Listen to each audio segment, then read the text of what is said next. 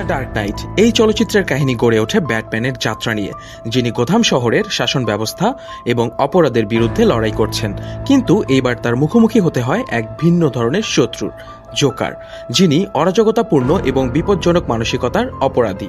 Joker শহরে আসে এবং ধ্বংসের পথ অবলম্বন করে। তার লক্ষ্য গোথাম শহরের শাসন ব্যবস্থাকে অস্থিতিশীল করা এবং ব্যাটম্যানের নৈতিকতা পরীক্ষা করা।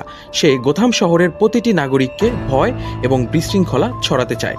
ব্যাটম্যান, পুলিশ কমিশনার এবং র্যাচেল একত্রে জোকারকে প্রতিরোধ করার চেষ্টা করে, কিন্তু জোকারের বিচিত্র পরিকল্পনা এবং নৃশংস কার্যকলাপে তারা বারবার পরাজিত হয়।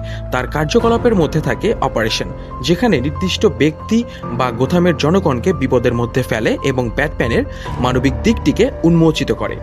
চলচ্চিত্র শেষ হয় এক অবিশ্বাস্য মোড় নিয়ে, যেখানে ব্যাটম্যান তার পরিচিতিকে ত্যাগ করে শহরকে রক্ষা করতে নিজের প্রতিপক্ষ হিসেবে হাজির হয়ে ওঠে।